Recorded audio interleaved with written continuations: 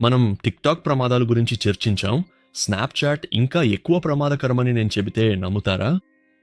TikTok ప్రభావం సూక్ష్మంగా మానసికమైతే Snapchat యువతను వెంటనే ప్రాణాపాయ ప్రమాదంలో పడేస్తుంది. 2016 అక్టోబర్ 2న 5 వ్యక్తులు ప్యారిస్ అపార్ట్మెంట్లో కిమ్ కార్డాషియన్ను తుపాకీతో బెదిరించి దోచుకున్నారు. ఆ దుండగులు $10 మిలియన్ ఆభరణాలను ఎత్తుకెళ్లారు. అదృష్టవశాత్తు కిమ్ క్షేమంగా ఉన్నారు. వైస్కి ఇచ్చిన ఇంటర్వ్యూలో ప్రఖ్యాత గ్రాండ్ పా రాబర్ట్స్ గ్యాంగ్ సభ్యుడైన యునీస్ అబ్బాస్ కిమ్ కర్దాషియాన్ను దోచినట్లు అంగీకరించాడు. స్నాప్చాట్ ద్వారా ఆమె లొకేషన్, నగలు, ఆమె ఒంటరిగా ఉన్న విషయం తెలుసుకున్నామని చెప్పాడు. కిమ్ తన స్టోరీలో అందరూ బయటకు వెళ్లారని పోస్ట్ చేయడంతో దొంగలకు మంచి అవకాశం దొరికిందని వివరించాడు. ఈ ఘటన తరువాత ఇతర నేరస్తులు కూడా ఇలాగే స్నాప్చాట్తో ప్రజలను గుర్తించి దోచుకోవడం ప్రారంభించారు. మీరు జాగ్రత్తగా ఉంటానని స్నాప్చాట్ స్టోరీల్లో వ్యక్తిగత వివరాలు ఇవ్వనని అనుకోవచ్చు. కానీ స్క్రీన్ మీద ప్యాకేజీ చిరునామా లేదా కారు నంబర్ ప్లేట్ లాంటి చిన్న విషయాలు కూడా నేరస్తులకు క్లూస్ ఇస్తాయి. ప్రతి సోషల్ మీడియాలో ఇది సమస్యే, కానీ స్నాప్చాట్ తన ప్రైవసీ ఫీచర్లతో మీకు తప్పుడు భద్రతను చూపిస్తుంది. యాప్లో మీరు పంచుకునేవన్నీ తాత్కాలికమని నమ్మితే ఆలోచించకుండా షేర్ చేస్తారు. ఇదే ఇప్పుడు యాప్లో సమస్యలకు దారితీస్తోంది. స్నాప్చాట్ నకిలీ భద్రత వినియోగదారులపై చూపే ప్రభావాన్ని అర్థం చేసుకోవాలంటే మనం మొదటి నుండి చూడాలి. రెజీ బ్రౌన్ తన స్నేహితులతో సెక్స్టింగ్ గురించి మాట్లాడుతున్నప్పుడు వినియోగదారులు కొన్ని సెకండ్ల తర్వాత మాయమయ్యే ఫోటోలను పంచుకునే వీలున్న సోషల్ మీడియా యాప్ ఆలోచన ఆయనకొచ్చింది.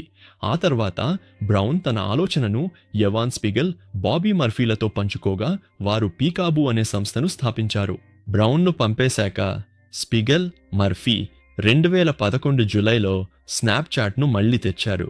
మొదటి బ్లాగ్ పోస్ట్లో స్పిగెల్ ఇలా అన్నారు: స్నాప్చాట్ అంటే కేవలం అందమైన క్షణాల కోసం కాదు, ఇది భావోద్వేగాలను పంచుకోవడం కోసం.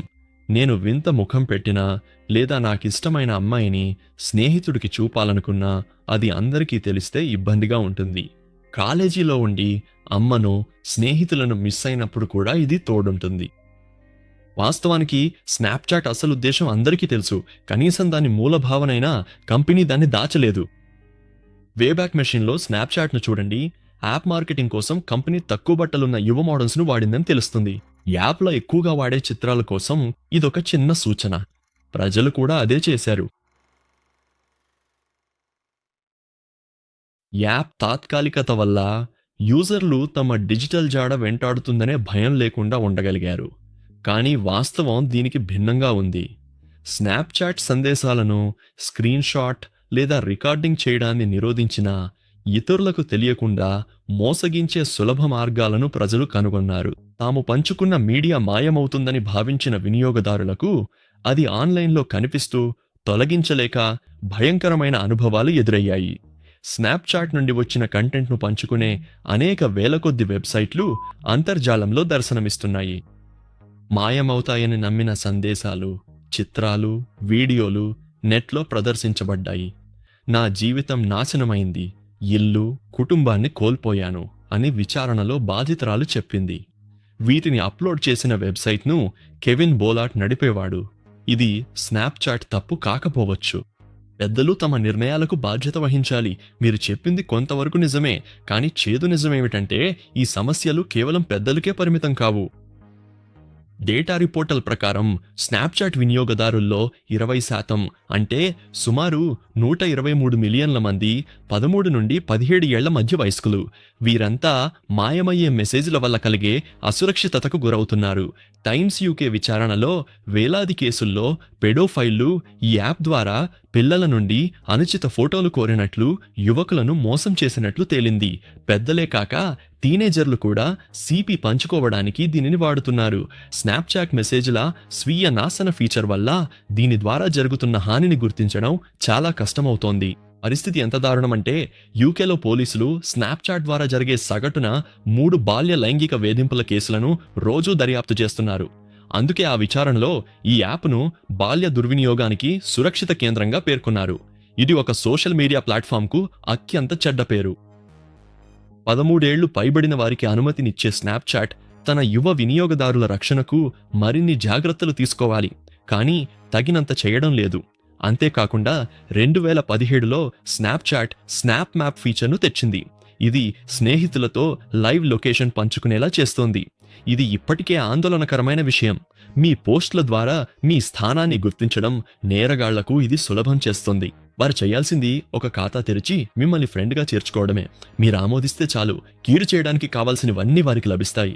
అందుకే తెలియని వారిని ఫ్రెండ్స్గా చేర్చుకోకుండా జాగ్రత్తగా ఉండండి. స్నాప్ మ్యాప్ స్టాకర్లకు బాధితులను వెంటాడే అవకాశం ఇస్తుంది. యు వంటి షూలు చెప్పినట్లు స్టాకర్లు మనకు చాలా దగ్గరగా, ప్రమాదకరంగా ఉంటారు. లైంగిక వేధింపుదారులు, అక్రమ రవాణాదారులు, మోసగాళ్లు పిల్లల ఆచూకీని సులభంగా కనుగొనగలరని ఊహించండి. ఇది ఎంత ప్రమాదకరమో ఆలోచిస్తే నిజంగా ఆశ్చర్యంగా ఉంటుంది. ఇప్పటి వరకు స్నాప్చాట్ ప్రత్యేక ప్రమాదాల గురించి చర్చించాం. అయితే మిగతా సోషల్ మీడియా సమస్యలు ఇందులోనూ ఉన్నాయి. ఉదాహరణకు సైబర్ బులియింగ్. ఇంటర్నెట్ అనామకత్వం వల్ల సైబర్ బులీలు, ద్వేషపూరిత వ్యాఖ్యలకు అవకాశం పెరుగుతోంది. స్నాప్చాట్ సందేశాల అశాశ్వతత ఈ సమస్యను మరింత తీవ్రం చేస్తోంది. ఆధారం ఉండదు కాబట్టి ప్రజలు ఘోరమైన సందేశాలను కూడా నిర్భయంగా పంపుతారు. దీనివల్ల రిసీవర్కు ఒక చేదు జ్ఞాపకం మిగులుతుంది. పంపిన వారికి మాత్రం ఎలాంటి ఇబ్బంది ఉండదు, వారు స్క్రీన్ షాట్ తీస్తే తప్ప. ఇంకా అలవాటు అనే సమస్య ఉంది. హెల్తీ జర్నల్ లెక్కల ప్రకారం టీనేజర్లు రోజుకు సగటున 8.5 గంటల స్క్రీన్ టైం గడుపుతున్నారు. పెద్దల పూర్తి పనిదినం కంటే ఎక్కువ సమయం సోషల్ మీడియాలో గడపడమే. నిజానికి ఎక్కువ సమయం టిక్టాక్లోనే గడుస్తోంది. ఎందుకంటే దాని వేగవంతమైన కంటెంట్ మరియు అద్భుతమైన అల్గోరిథం. కానీ స్నాప్చాట్ దగ్గర యూజర్లను ఆకట్టుకునే ఒక ప్రత్యేకమైన ట్రిక్ ఉంది, స్ట్రీక్స్. అత్యంత సుదీర్ఘ snap streak record Hannah Lauren పేరిట ఉంది. 2015 ఏప్రిల్ 6న ఈ ఫీచర్ వచ్చాక వీరు రోజూ స్నాప్స్ పంపుకుంటున్నారు.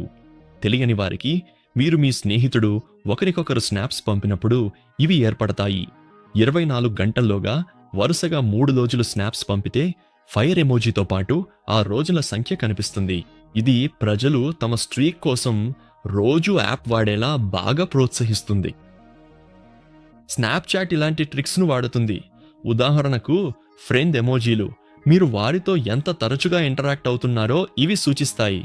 2 నెలలు వరుసగా బెస్ట్ ఫ్రెండ్స్గా ఉన్నప్పుడు లేదా మీ స్నాప్ స్ట్రీక్ ముగియబోతున్నప్పుడు వచ్చే ఎమోజీలు మీరు స్నాప్ను త్వరగా పంపేలా చేస్తాయి.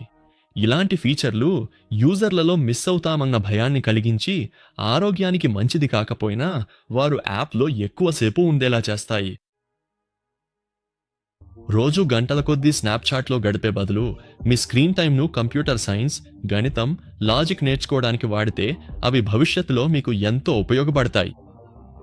స్టెమ్ నేర్చుకోవడానికి నేటి స్పాన్సర్ brilliant.org చూడండి. ఇక్కడ అద్భుతమైన విషయం ఏమిటంటే పాఠాలు చిన్నవిగా ఉంటాయి కాబట్టి మీకు 15 నిమిషాల సమయం ఉన్నా నేర్చుకోవచ్చు. ప్రయాణాల్లో లేదా స్నేహితుడి కోసం ఎదురు చూస్తున్న ఖాళీ సమయంలో బ్రిలియంట్లో ఒక పాఠం పూర్తి చేయండి. సోషల్ మీడియాలో సమయం వృధా చేయడం కంటే ఇది మీకు చాలా ఉపయోగకరంగా మరియు మేలు చేసేదిగా ఉంటుంది. ఇప్పుడు బ్రిలియంట్లో వేలాది పాఠాలున్నాయి. బేసిక్ మరియు అడ్వాన్స్డ్ మ్యాథ్స్ నుండి AI, data science, neural networks వరకు మరెన్నో. ప్రతి నెల కొత్తవి చేరుతున్నాయి. ప్రపంచం గురించి మెరుగైన అవగాహన కోసం ఇదొక అద్భుతమైన అవకాశం. ఇటీవల నేను స్నాప్చాట్, టిక్టాక్ వంటి వాటిలో అల్గోరిథమ్స్ ఎలా పనిచేస్తాయో తెలుసుకోవడానికి బ్రిలియంట్లో అల్గోరిథం ఫండమెంటల్స్ కోర్సును పూర్తి చేశాను. ఆ జ్ఞానాన్ని ఇప్పుడు మీతో పంచుకుంటున్నాను. మన సమాజాన్ని ప్రభావితం చేసే ఈ రహస్య విషయాల గురించి మీరు ఇంకా తెలుసుకోవాలనుకుంటే ఈ కోర్సును తప్పకుండా ఒకసారి పరిశీలించండి. ఇది పూర్తిగా ఉచితం. brilliant.org/aperture ద్వారా 30 రోజుల ఉచిత ట్రయల్ పొందండి. మొదటి 200 మందికి ప్రీమియం సబ్స్క్రిప్షన్పై 20% తగ్గింపు ఉంటుంది. ఇది అన్ని కోర్సులను అన్లాక్ చేస్తుంది. ఇక మన కథకు వస్తే, అలవాటు కాకున్నా ఇక్కడ పర్ఫెక్షనిజం సమస్య కూడా ఉంది. స్నాప్చాట్ మొదటి బ్లాగ్ పోస్ట్లో స్పిగిల్ ఏమన్నారో గుర్తుందా? ఇది కేవలం అందం కోసమే కాకుండా మనిషి భావోద్వేగాలతో కమ్యూనికేట్ చేయడం కోసం. బహుశా ఇది ఆ కంపెనీ అసలు ప్లాన్ కావచ్చు, కానీ ఫిల్టర్లు వచ్చాక అది త్వరగా మారిపోయింది. ఫిల్టర్లు వాడేవారు తమ నిజ స్వరూపంతో అసంతృప్తి చెందుతారని పరిశోధనలు చెబుతున్నాయి. మనుషులు సామాజిక జీవులు. మనం ఎప్పుడూ సమూహాల్లోనే జీవిస్తాం. అందుకే మనల్ని మనం ఇతరులతో పోల్చుకుంటాం. మనం వేటగాళ్ల సమాజాల్లో ఉన్నప్పుడు అది బాగానే ఉండేది. ఎందుకంటే పోల్చుకునేవాళ్లు తక్కువ, ఆ అవసరం కూడా ఉండేది కాదు. దురదృష్టవశాత్తు గ్లోబలైజేషన్ వల్ల టీవీ, మ్యాగజీన్ల ప్రభావంతో ప్రజలు సెలబ్రిటీలతో పోల్చుకోవటం మొదలుపెట్టారు. ఇది పెద్ద సమస్యగా మారింది. కానీ మనుషులు ఇతరులతో కాకుండా డిజిటల్గా మార్చిన తమ స్వంత రూపంతో పోల్చుకోవడం మొదలైతే మెరిసే చర్మం, తెల్లటి పళ్ళు, సమతుల్య ముఖం, హైలైట్ చేసిన చెక్కు బోన్లు, దవడ, స్నాప్చాట్ ఇవన్నీ క్లిక్తో అందుబాటులోకి తెచ్చింది. ఇక్కడ కావాలనే చేసిన పనుంది. ఫలితమేంటి? 2021లో లండన్ వర్సిటీ పరిశోధకులు 18 నుండి 30 ఏళ్ల మధ్య వయసున్న 175 మంది మహిళలు, నాన్ బైనరీ వ్యక్తులపై చేసిన అధ్యయనంలో 94% మంది ఒకలా కనిపించాలనే ఒత్తిడికి లోనయ్యారని, సగానికి పైగా అది తీవ్రమని చెప్పారు. ఫిల్టర్ల వాడకం వల్ల ఈ తరం వారు తమను తాము అందంగా చూసుకున్నాక నిజ రూపంతో సంతృప్తి చెందడం లేదు. ఇప్పుడిప్పుడే యువత ఎక్కువగా ఫిల్టర్ చేసిన తమ రూపాన్ని పోలి ఉండేందుకు ప్లాస్టిక్ సర్జరీ గురించి ఆలోచిస్తున్నారు. ఇది ఎంత సాధారణమైందంటే ప్లాస్టిక్ సర్జన్ డాక్టర్ తిజియన్ యశో దీనిని స్నాప్చాట్ డిస్మార్ఫియా అని పిలిచారు. ఈ వీడియోలో ప్లాట్ఫామ్పై విమర్శలున్నా నిజానికి స్నాప్చాట్ అంత చెడ్డది కాదు. ఇదొక సరదా మెసేజింగ్ యాప్.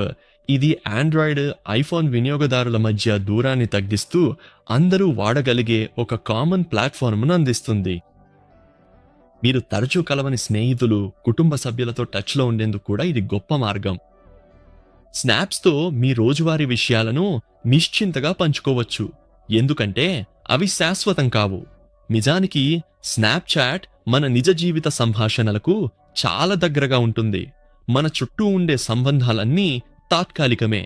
ముఖ్యమైనవి గుర్తుండిపోయినా రోజువారీ స్నాప్స్ 24 గంటల్లో మాయమైపోతాయి. స్నాప్ మ్యాప్ ఫీచర్లు స్నేహితులు, కుటుంబం ఒకరినొకరు సులభంగా ట్రాక్ చేసేలా చేస్తాయి.